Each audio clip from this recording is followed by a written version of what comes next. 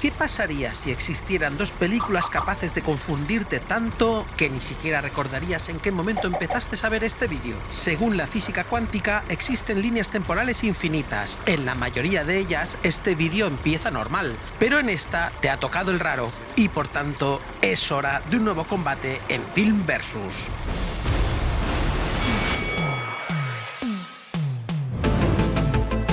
Hoy enfrentamos a dos viajes temporales separados por 16 años y varias explicaciones. Dos películas que decidieron que entenderlas era opcional. Dos películas que no deberían cruzarse, pero que estaban destinadas a colisionar. Por un lado, la joya del cine independiente cerebral, Primer de 2004, dirigida, escrita, producida, montada y vigilante del set de rodaje, Shane Carruth, el hombre que demostró que con $7.000, un osciloscopio y unos tubos de fontanería puedes reventarle el cerebro al espectador promedio. Una cinta que convirtió el viaje temporal en un sudoku cuántico de 77 minutos y que aún hoy sigue generando diagramas más complejos que la trama de Dark. En la otra esquina, Tenet de 2020, el blockbuster más caro jamás dedicado a la entropía. Christopher Nolan nos propone aquí una odisea inversa donde las balas regresan a las pistolas, los coches hacen moonwalk y el espectador hace lo imposible por no parecer tonto delante de sus amigos, que están más despistados que él. Protagonizada por John David Washington y Robert Pattinson, Tenet es la demostración de que Nolan puede gastar $200 millones en lo mismo que Carruth resolvió con un par de tickets de parking. ¿Quién domina mejor el tiempo? ¿El ingeniero con presupuesto de estudiante o el arquitecto del blockbuster con complejo de Einstein? Spoiler, no vas a entender nada. Así que enciende el condensador de flujo, configura tu bobina inversora y no olvides cuál versión de ti está viendo esto, porque hoy enfrentamos a Primer versus Tenet. Según la teoría de los universos paralelos, no podemos conocer la relación entre la consciencia y las realidades múltiples. ¿Lo ha entendido? Sí. Round one. Fight. En la esquina izquierda tenemos a Primer de 2004, el puñetazo cuántico más silencioso del cine independiente.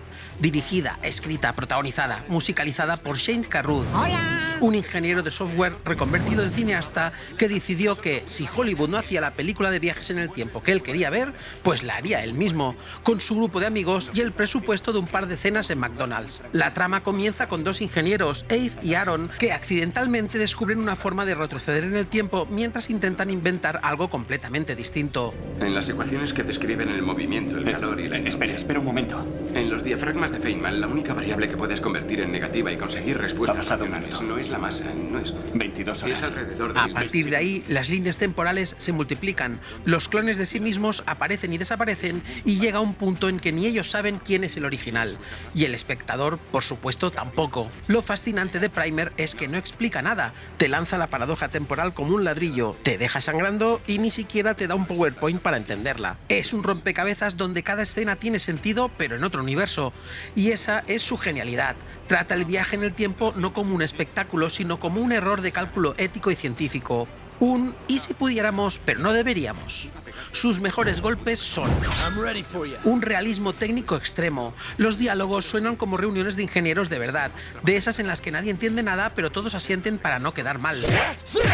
Paradojas en espiral, cada salto temporal genera una copia de los protagonistas, lo que convierte la trama en un laberinto matemático con más Aarons que espectadores despiertos. Y un relato deliciosamente enrevesado, su argumento aparentemente caótico es lo más interesante del film, con necesidad de varios visionados solo para empezar a entenderla. Nos encontramos ante una joya de la ciencia ficción del cine independiente, quizás la obra que da más rendimiento por dólar invertido en toda la historia del cine. En la otra esquina, Tenet de 2020, escrita y dirigida por el mismo Christopher Nolan. ¡Hola! La megaproducción que quiso explicar la entropía y terminó entropizando la explicación. Nolan nos lanza a un mundo donde el tiempo no solo se dobla, sino que se invierte y donde la acción avanza hacia atrás mientras la trama sigue hacia adelante. O algo así. Todavía hay foros intentando descifrarlo desde el futuro. No intentes entenderlo.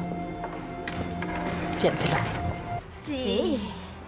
El protagonista, conocido simplemente como el protagonista, porque Nolan no tiene tiempo para nombres, se une a una organización secreta llamada Tenet para impedir una guerra temporal que podría destruir el mundo, que por otra parte es lo que quiere la organización antagonista, ya que si no lo hacen, el mundo se va a la mierda igualmente. Para lograrlo, deberá entender cómo viajar hacia atrás en el tiempo, sobrevivir a peleas al revés y fingir que entiende lo que dice la científica de turno. Ya lo pillo.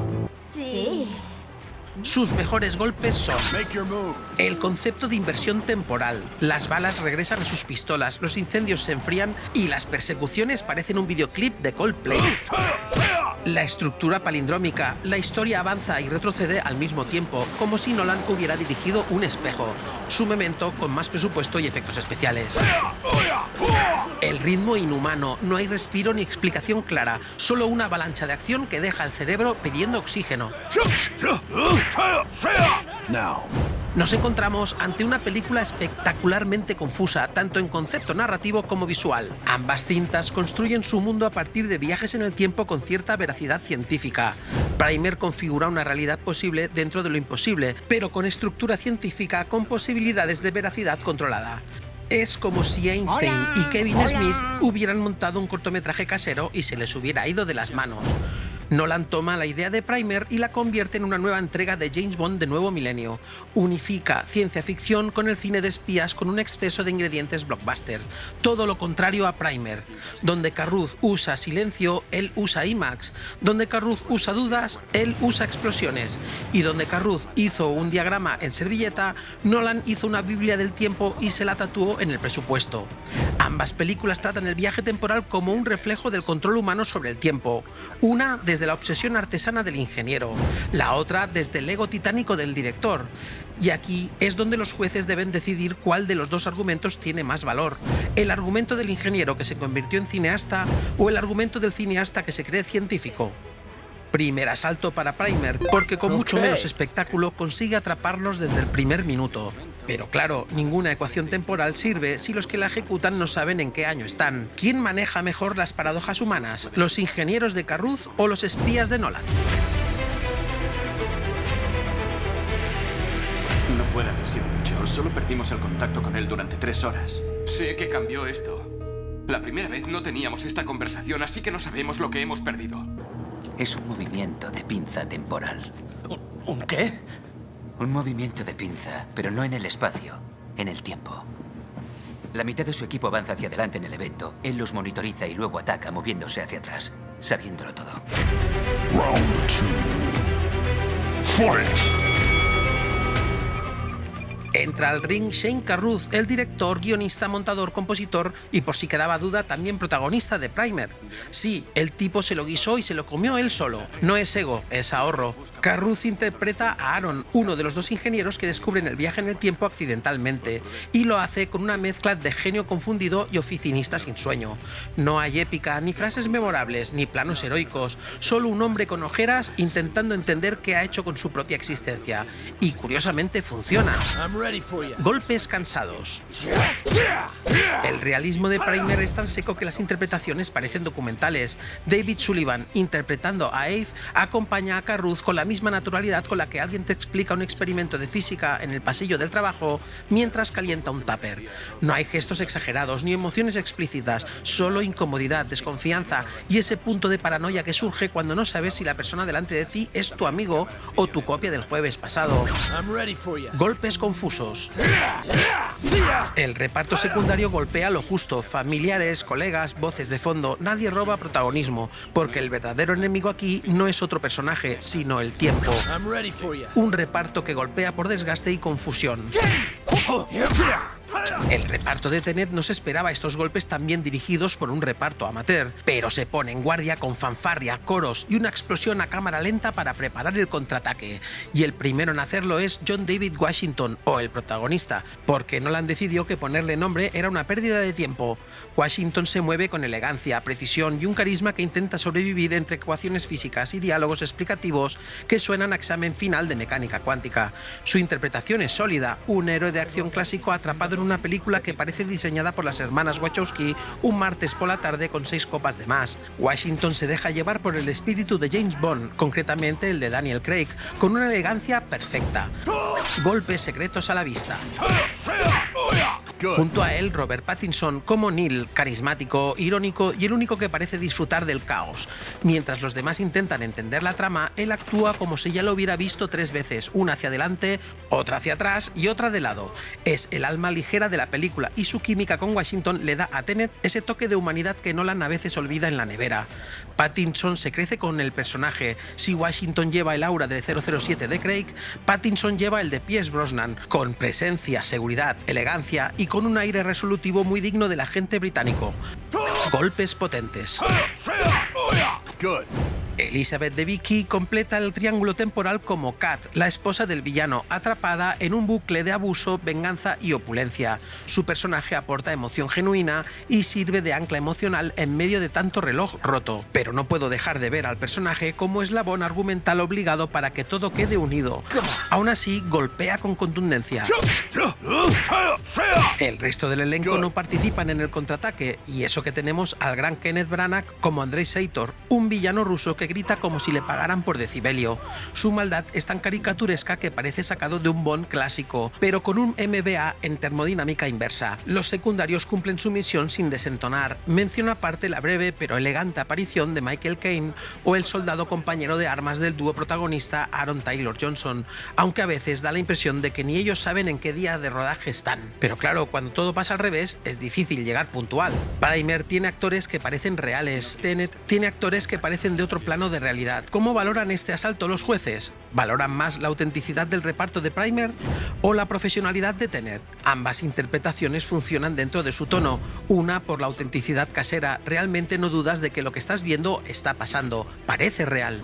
La otra por la precisión calculada, puedes llegar a entrar en el juego de Nolan, pero en el fondo sabes que estás viendo un blockbuster. Pero si hablamos de conexión, de esa sensación de esto podría pasarme a mí una mañana de martes, los jueces lo tienen claro. Asalto para Primer por realismo puro y desgaste existencial. Pero claro, ningún actor sobrevive si el sonido no acompaña sus gritos de confusión temporal. ¿Quién manipula mejor la percepción del tiempo a través del sonido y la música? ¿Shane Carruth o Ludwig Göransson? Ajusté el reloj automático a 15 minutos. Subí al coche y me fui hasta Russellfield. Bien, me he perdido. ¿Qué? ¿Por qué el reloj? Porque en el momento en que pongamos en marcha esas máquinas, será el momento en que salgamos de ellas. Cuando te aproximes al torno, si no te ves a ti mismo a través de esa ventana, no entres en la máquina. ¿Por qué no? Si no te ves saliendo hacia atrás de una máquina, es que no vas a salir. ¿Va a funcionar? Sí. Compruébalo tú mismo. Ahí tienes la respuesta. Round 3. Fight!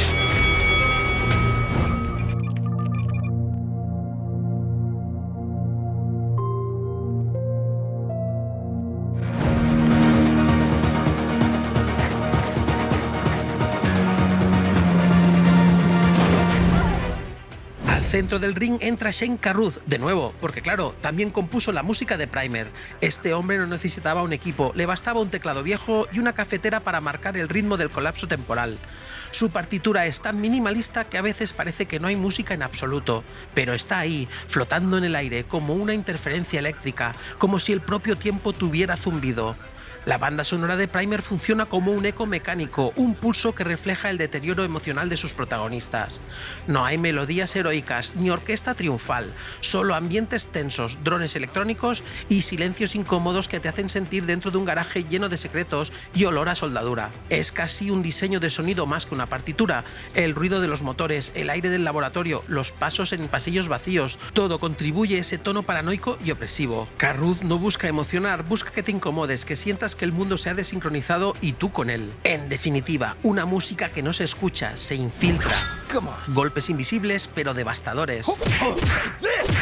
En cuanto al diseño de sonido, Primer apuesta por lo orgánico, el roce de cables, el zumbido de la máquina, la voz distorsionada por el propio tiempo del narrador. Los efectos sonoros podría decirse que se han fusionado con la partitura con elegancia. Primer no despunta en ese aspecto por su tono más minimalista, pero golpea de manera oculta entre los sonidos. Ludwig Göransson, compositor prodigio y aliado fiel de Nolan desde hace unos años, se recupera de los golpes caseros de Carruth. Y aquí, en Tenet, se suelta el pelo, temporalmente invertido. Su música controla la acción con tiempos marcados. Cada escena está impulsada por ritmos pulsantes, percusiones que laten como relojes rotos y sintetizadores que parecen hablar en código Morse.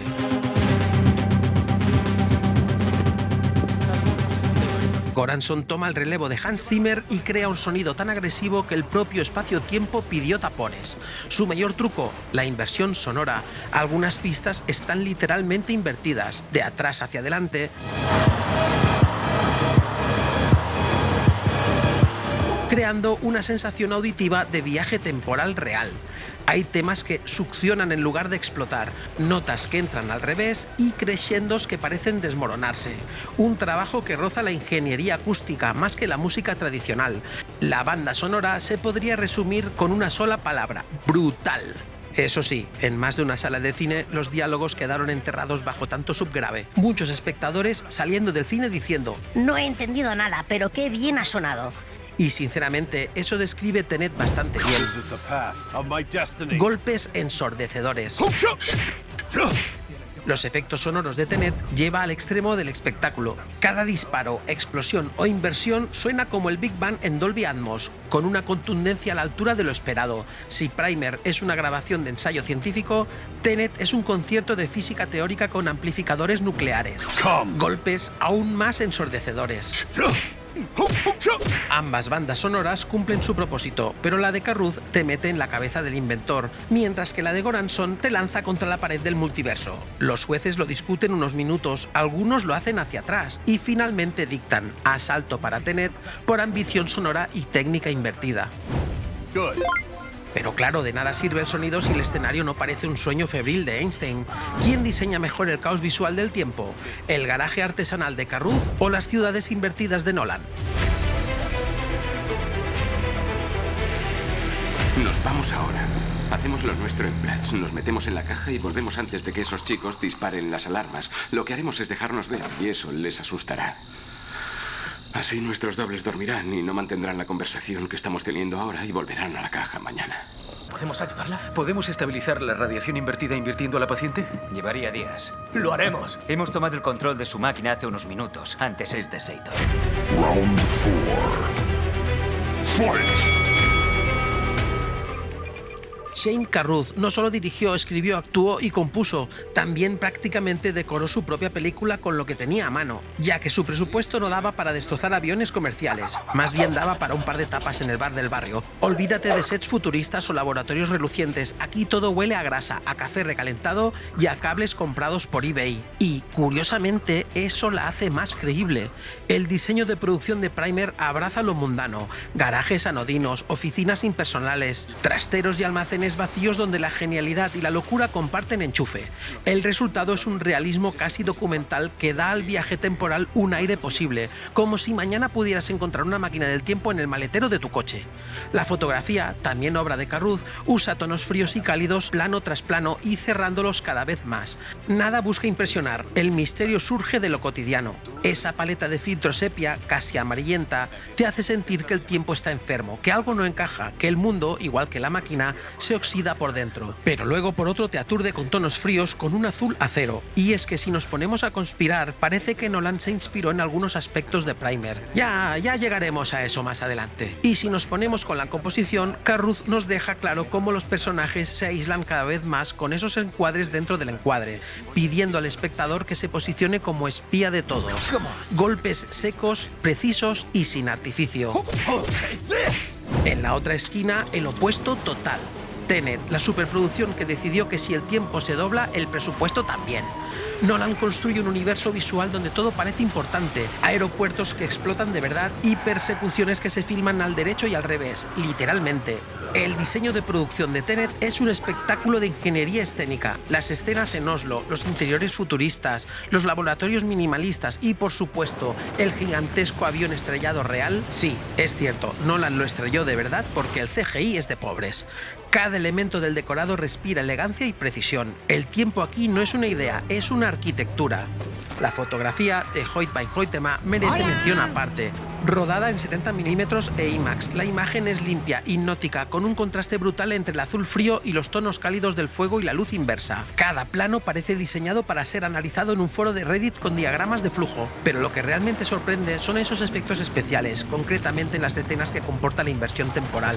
Un concepto tan abstracto como fascinante. La inversión de la entropía se hace aquí palpable, real y seductora, con una ejecución tan loca como correcta. Solo por estas escenas ya vale la pena ver Tenet. Por ello, no es de extrañar que tuviera tantos premios y nominaciones en este apartado. Premios Oscar, premios BAFTA, un montón. Golpes visuales que dejan marca. Y ahora toca hablar de los colores rojo y azul en Tenet y los tonos cálidos y fríos en Primer. Carruth usa tonos fríos y cálidos en momentos que parecen aleatorios, pero bajo mi punto de vista es calculado. En ocasiones parecen pistas para indicarnos qué personaje está viajando en el tiempo, y los tonos cálidos para indicarnos el tiempo normal, por decirlo de alguna manera. Pero no siempre se cumple esta regla. Parece más una treta para complicarnos la ya de por sí laberíntica trama. Tenet también usa este código de color, pero de manera más controlada y lógica. Hay una explicación científica real en ello. Se llama efecto Doppler. Resumiéndolo mucho, es cuando el movimiento cambia como percibimos la luz. Yo ya sé que lo sabes, pero no está de más recordarlo. En la física de ondas, aplicable tanto al sonido como a la luz, el corrimiento al rojo y el corrimiento al azul son efectos que ocurren por el movimiento de una fuente de sonido o de luz, como un coche o galaxia, respecto a nosotros. En este caso nos ceñiremos solo a la luz. Si un objeto se aleja, su luz se estira y las ondas se hacen más largas, se corre hacia el rojo. Si un objeto se acerca, su luz se comprime y las ondas se hacen más cortas, se corre hacia el azul. Y aquí va la parte clave: cuanto más lejos está una galaxia, más se aleja por la expansión del universo y más corrimiento al rojo presenta. Por eso el corrimiento al rojo o al azul se usa como medidor de velocidad relativa, pero en el caso que nos ocupa, Nolan lo usa como ilustración de dirección temporal. En el caso de Primer, el tono azulado parece que se manifiesta más cuando uno de los personajes está viajando en el tiempo, mientras que los tonos más cálidos son cuando no hay esa correlación. Esta norma no se cumple siempre y a día de hoy no acabo de pillar ese desfase cromático. Es una teoría sacada de mi chistera de la imaginación. No he encontrado información al respecto, pero sí que me he preguntado cada vez que la veo ¿por qué esa diferenciación cromática? ¿Es posible que Carruth no supiera lo que era el balance de blancos? Y fue después de ver Tenet que me dije, un momento, esto lo he visto antes. Acto seguido me picó la curiosidad y elaboré esta teoría loca para conectar ambas películas. El caso es que en Tenet los objetos, como camiones, vestidos, etc., o escenas con un tinte rojo, nos dan una pista indicando que el tiempo está procediendo hacia adelante de forma convencional. Los elementos que se muestran en color azul representan el tiempo que retrocede. Esta división cromática es literal y simbólica. Muestra cómo dos líneas temporales cooperan en una misma misión, reflejando el tema central de la película, la simetría y la inversión. Esta convención visual sirve también como una guía para el espectador en medio del caos temporal de la trama, ayudando a diferenciar entre los dos flujos temporales. Los dos equipos contamos con relojes regresivos. Los nuestros van desde 10, el aterrizaje, hasta 0, la explosión. Los del equipo azul van al revés. Lo cual no deja de ser curioso. Ambas propuestas se plantan cara con estilos opuestos. Primer convierte lo banal en inquietante. Tenet convierte lo monumental en confuso, pero espectacularmente precioso. El primero te hace creer que podrías construir una máquina del tiempo en tu casa. El segundo te convence de que jamás podrías permitirte una. En cuestión de atmósfera, Primer llevaría la ventaja por coherencia. Cada decisión estética refuerza su misterio y realismo, mientras que Tenet, en su ambición de espectacularidad, a veces parece un anuncio de relojes suizos dirigido por un físico teórico. Sin embargo, esas escenas espectaculares de tiempo inverso no creo que lo vayas a volver a ver más en cine. Asalto para Tenet por esas escenas de inversión temporal que rompen el sinsentido. Pero claro, ningún escenario cobra sentido si el director no sabe en qué dirección está fluyendo el tiempo. ¿Quién domina mejor la paradoja desde la silla del director? ¿Shane Carruth o Christopher Nolan?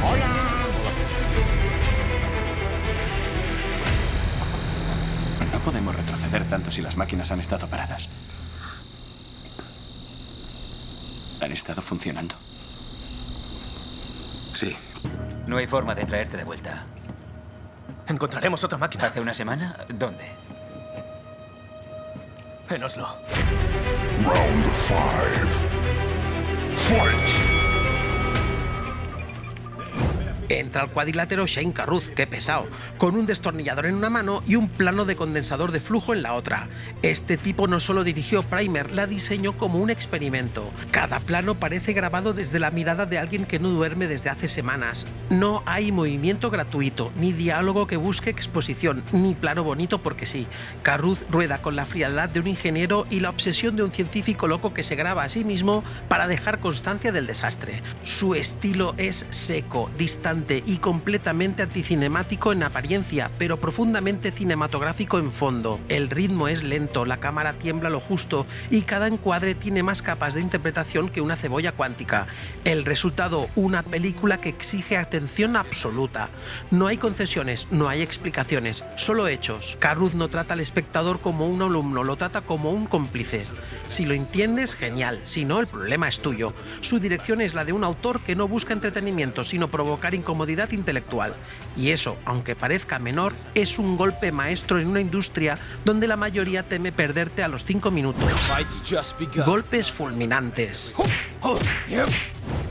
Del otro lado se levanta sorprendido por la tunda Christopher Nolan, trajeado con cronómetro de bolsillo y un avión detrás solo por si acaso.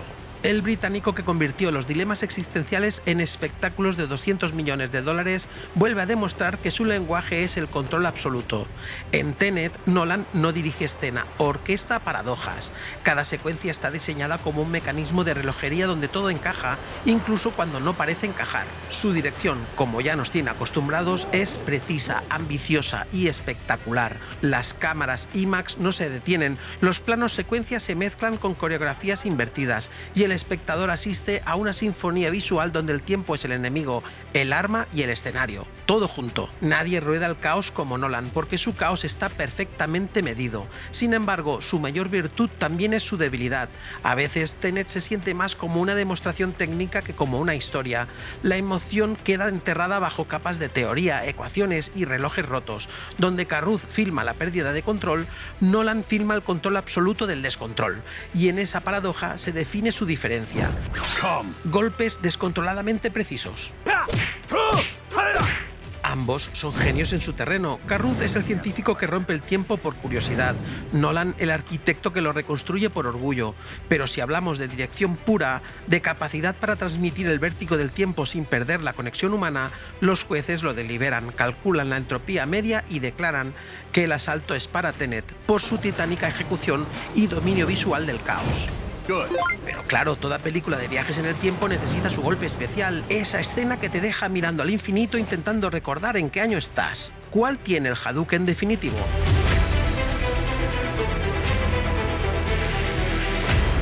A las 2:30 fui a Suministros Médicos Williams y compré una bombona y una mascarilla de oxígeno de clase. Necesitarás llevar aire. El aire normal no atraviesa las membranas de los pulmones invertebrados. Round 6. Fight! La verdad, elegir una sola escena en Primer es como intentar encontrar el momento exacto en el que te perdiste viendo la película, pero si hay un instante que define su esencia, es aquel en el que Aaron escucha su propia conversación desde otra línea temporal. No hay explosiones, ni música heroica, ni cámara lenta, solo un tipo, un magnetófono y el vértigo de saber que su yo alternativo ya ha estado ahí antes. Esa secuencia es el equivalente indie a una pelea con el destino, y sin presupuesto para coreografía.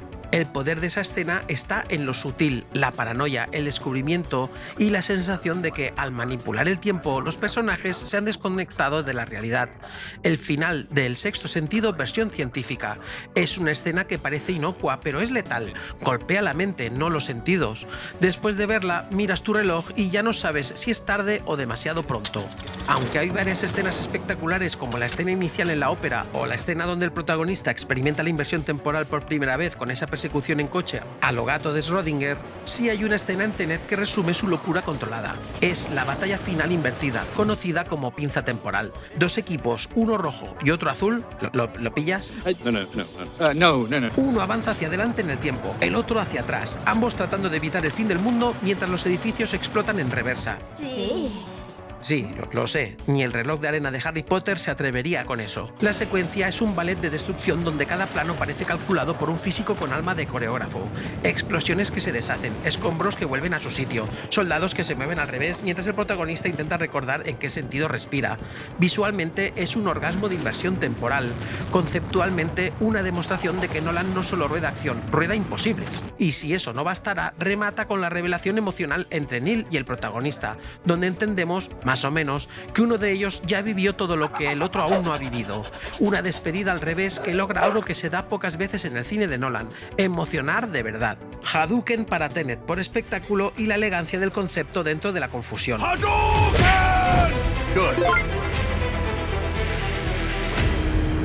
Pasó el cuarto con las máquinas y 2 plantas más arriba llegó a otro cuarto donde había guardado lo que a partir de ahora llamaré el mecanismo de seguridad.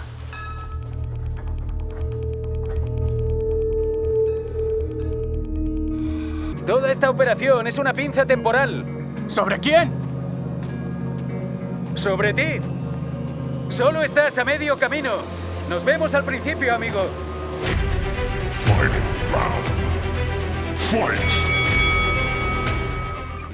Y llegamos al final del combate con la sensación de haber vivido, retrocedido y vuelto a vivir el mismo enfrentamiento unas 3 veces. 2 visiones del viaje temporal, 2 cerebros del cine jugando con la cuarta dimensión y un público con migraña cuántica. Pero, ¿por qué he enfrentado a estas 2 películas? Pues por un concepto de David contra Goliat, 2 películas muy cercanas en concepto y argumento base, pero totalmente opuestas en cuanto a ejecución. Por un lado, Primer, una obra minimalista, cerebral y casi artesanal que redefine el concepto de ciencia ficción independiente. Shane Carruth demuestra que no se necesita presupuesto para doblar el tiempo, solo una idea potente, un guión enrevesado y la valentía de no explicarle nada al espectador. En este aspecto, Carruth y Nolan no son tan diferentes. Su película no busca entretener, sino sumergirte en el vértigo del conocimiento, ese punto donde la inteligencia se confunde con la locura. Primer es pura esencia, no hay artificio, solo contenido, no hay glamour, solo ecuaciones, no hay certezas, solo teorías. Una joya que exige atención, paciencia y probablemente un cuaderno de notas. Y si no entiendes nada, tranquilo, nadie lo hace del todo. De hecho, se dice que quien diga que entendió Primer al primer visionado, miente. Por otro lado, Tenet, la versión AAA del mismo concepto. Christopher Nolan transforma la complejidad intelectual en un espectáculo monumental, mezclando espionaje, física teórica y acción sincronizada con precisión milimétrica. Es la cara opuesta del mismo reloj, donde Carruth filma el descubrimiento, Nolan filma las consecuencias. Donde Primer mira el tiempo desde un garaje, Tenet lo hace desde un jet privado. Su grandeza está en la ejecución. Visualmente apabullante, musicalmente demoledora, técnicamente inigualable, y aunque a veces prioriza la forma sobre la emoción, consigue algo que pocas películas logran: convertir la confusión en espectáculo. Sin embargo, veo en Tenet 3 grandes puntos débiles. El primero es quizás el más evidente: la suspensión de incredulidad en modo extremo. La suspensión del espectador está ya muy tensa con ese concepto de la inversión de la entropía, y te lo dice alguien que le encanta la ciencia ficción, los viajes en el tiempo y todo lo que hace Christopher Nolan, pero estamos en un punto que te dices: vale, me creo eso, Christopher, entiendo el concepto de entropía que propones, pero ¿qué hay del entorno? ¿De verdad nadie se da cuenta de que hay gente que camina al revés, que conduce en marcha atrás o que los vehículos se arreglan después de dar golpes de campana? Si hasta Neil, el personaje de Pattinson, lo reconoce. La posteridad, una emboscada en mitad de la calle no puede no dejar huella. Y no me vale una frase tipo: vaya faena le has dejado al equipo de limpieza. Menudo trabajo de limpieza le has dejado a Ives y a su equipo. Se pide demasiado para ignorar ciertos puntos argumentales, y este es el segundo punto débil. El grupo antagonista de la historia quiere destruir el presente para tener un futuro, ya que, según se cuenta, el planeta es prácticamente inhabitable en el futuro, lo que hace que nuestros descendientes se den cuenta de que les hemos dejado un mundo de mierda. Y claro, actúan sobre los responsables, es decir, el concepto es algo confuso. Tenet nos propone que los protagonistas están reaccionando, no para salvar el mundo, sino para dejar que se pudra en el futuro. Un ejemplo claro del pensamiento: si a mí no me afecta, que les den a los que se queden cuando yo muera. Sinceramente, si los protagonistas de Tenet están intentando evitar morir de un golpe en vez de que nuestros descendientes lo hagan de manera agónica, pues no veo la épica por ningún lado. Y por último, los personajes. No sé si soy yo, pero los percibo vacíos, carentes de espíritu. Quizás se salve Pattinson, pero por poco. Sus motivaciones no son claras, se sienten forzadas y en algunos casos inexplicables. Aparecen y desaparecen personajes sin muchas explicaciones. Todo esto hace que, si la trama ya es de por sí confusa, no ayude a entender nada. O quizás soy yo el que no entiende nada. En resumen, Primer es el cerebro, Tenet es el músculo. Una piensa, la otra impresiona. Primer te deja sin entender el pasado, pero aludiendo de que no es culpa tuya. Tenet te hace dudar de si lo has entendido correctamente es por casualidad. Una te confunde con palabras, la otra te hipnotiza con imágenes, pero ambas te obligan a pensar, o al menos a fingir que lo haces. Y juntas demuestran que el cine de viajes en el tiempo sigue siendo un espejo de nuestra obsesión por controlar lo incontrolable. ¿Cuál de las dos merece mayor reconocimiento? Tenet es sin lugar a dudas el Goliat de este combate. Presupuesto, espectáculo, blockbuster 100%. Coge palomitas, pone el volumen al máximo y disfruta sin buscar demasiado en la lógica. La vas a disfrutar tanto si la entiendes como si no. Primer, en cambio, con mucho menos dinero, pero con más pasión, ha sido capaz de enfrentarse a Goliat. Es el David de este combate. Con apenas $7.000 es capaz de meternos en una de las mejores, por no decir la mejor, película de ciencia ficción sobre viajes en el tiempo, al menos en cuanto a propuesta argumental. Los jueces deliberan, giran el reloj de arena y lo hacen 2 veces por si acaso. Los jueces, desorientados y con dolor de cabeza, debaten durante un ciclo temporal entero. Finalmente, levantan la mano del vencedor. Victoria para Primer por decisión dividida pero irreversible.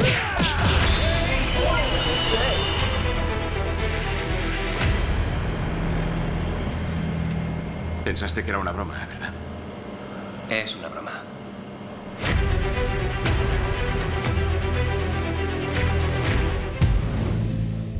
Si después del combate entre Primer contra Tenet todavía te funciona una neurona, enhorabuena. Vas a necesitarla para lo que viene ahora, porque en el próximo vídeo nos vamos a lanzar de cabeza a un repaso del género de los viajes en el tiempo en el cine.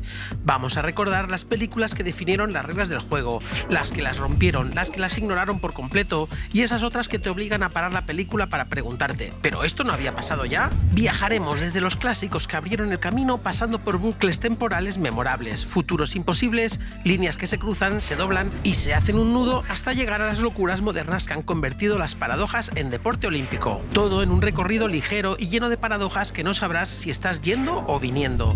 Así que ponle pilas a tu cronómetro, carga el condensador de flujo y prepárate, porque el próximo episodio de Film Versus vendrá y volverá varias veces. Hoy tampoco os voy a pedir que os suscribáis ni le deis a me gusta porque mi perra camina del revés, lleva un auricular en la oreja y lo peor de todo, no entiendo nada. Esto quizás lo haga en el próximo vídeo.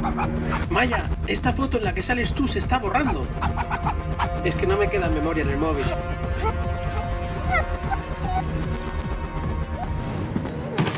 Empecemos por lo fácil. Las leyes de la física